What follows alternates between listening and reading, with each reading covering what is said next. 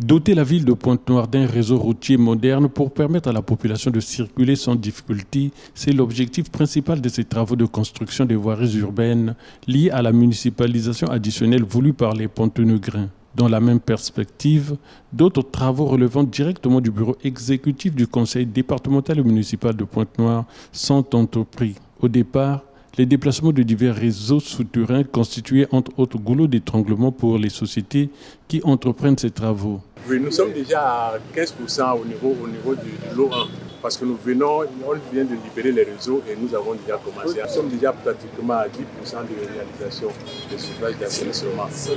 Et nous avons commencé aussi avec les terrassements. Nous avons commencé également avec les terrassements. Comme ce réseau est déjà libéré, d'ici 1-2 mois, l'avancement sera très important parce que nous étions encore bloqués. Ces travaux qui pourraient changer l'image de la ville centenaire n'avancent pas au même rythme. On peut dire que les travaux avancent assez bien. Nous sommes très heureux de constater qu'ici, par exemple, où nous sommes, l'entreprise prévoit de livrer l'ouvrage dans un délai à peu près d'1 mois. Sur le boulevard Denis Sassou Nguesso, ça avance très bien. Ils promettent également de tenir les délais. CRBC nous a émerveillés par la qualité du travail fait sur le terrain. Tout comme sur l'avenue de la Liberté, il y a eu une évolution notoire entre le moment où nous sommes passés la dernière fois et aujourd'hui. Mais cependant, il faut relever, nous le disons, que sur l'avenue Antoinette Sassou Nguesso, les choses patinent. Il y a des difficultés réelles sur le terrain, de déplacement des réseaux, quand bien même le travail a été entamé, mais ce n'est pas encore totalement achevé. Mais il y a eu une bonne évolution parce que les choses ont bougé.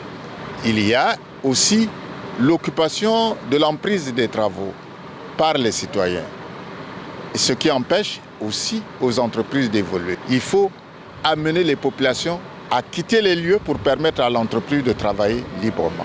Il faut que les populations facilitent la tâche aux entreprises parce que ce qui se fait, les grands bénéficiaires, c'est les populations.